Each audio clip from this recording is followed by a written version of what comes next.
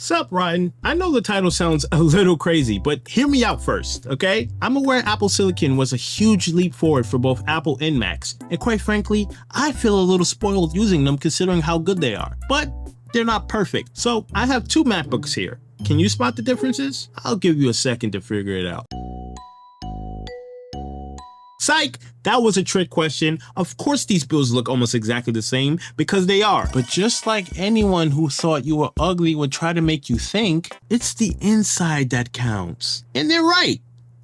In this case anyway. This is a 13-inch MacBook Pro from 2017, and this is a 13-inch M2 MacBook Pro from 2022. So I was kind of pulling your leg in the beginning. There are slight differences. The M2 more or less perfected this design with the improved keyboard, the physical escape button, and the separated power/touch ID button. However, there's one important thing that the MacBook Pro 2017 has that makes it better than the M2 MacBook Pro, and that's the fact that it has 4 Thunderbolt ports, while this much newer, much more powerful and capable computer only has 2.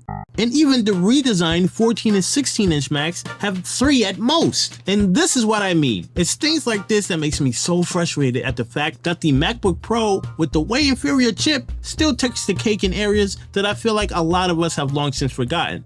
So let's talk about it. But first, double check if you're subscribed yet. I know most of you aren't. Every person watching this that is not subscribed is every person telling Apple that they should put the butterfly keyboard back into modern Macs like it's 2016 again. Hey, I don't make the rules here. I'm just a messenger. I still think one of the wildest things that we were able to do on the last generation of MacBooks was run Windows. And yes, that was a free built-in feature. The software was called Boot Camp, and it allowed you to run straight up Windows on your Mac with the touch of a button where you can switch back and forth between Windows and Mac OS or run Windows as your default OS on your Mac. Now that I say that out loud, it almost doesn't feel like this was a real thing, but it was. And it's even crazier knowing that we know for a fact that Apple will never return the favor. If there was a file or software you couldn't run on Mac, you could just run Boot Camp and do it on Windows. And I know some applications allow you to emulate Windows like Parallels, but not only is it not free, it still has its limitations being that it emulates rather than being the real thing. There was nothing you really couldn't do on there that you could on a native Windows computer. And yes, that included playing games. And I know some of you are like,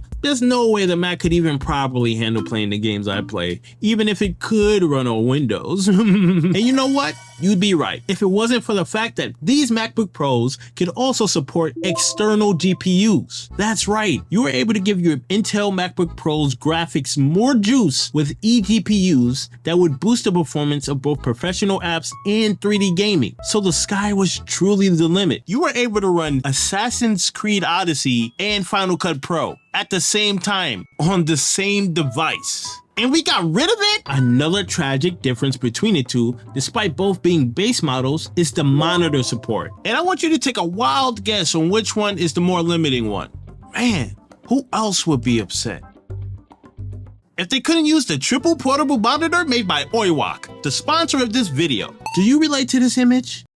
Well, you no longer have to compromise thanks to this very cool piece of tech allowing you a triple monitor setup on the go. This lightweight and portable triple monitor setup comes with a magnetic cover, 2 full HD 14-inch monitors with a power button and brightness toggle on both screens for ease of use, and all of the appropriate cables needed to get it running. My Intel MacBook Pro can support up to 4 external monitors, so I just need the 2 USB-C cables for both monitors and I'm good to go. However, my M2 MacBook Pro can only support 1 external monitor via USB-C, unfortunately.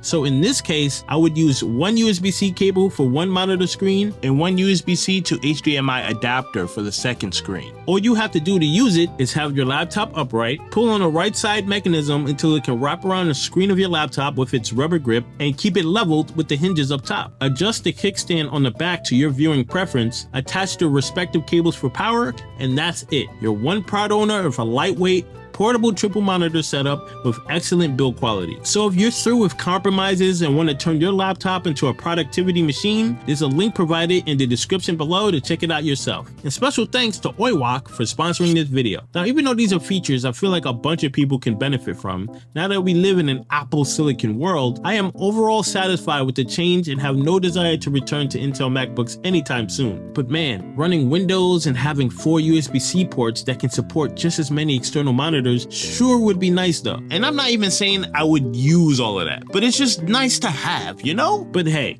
that's just my rotten opinion. Anything that you miss about the last generation of MacBooks? Any software that you use that isn't Apple Silicon ready yet?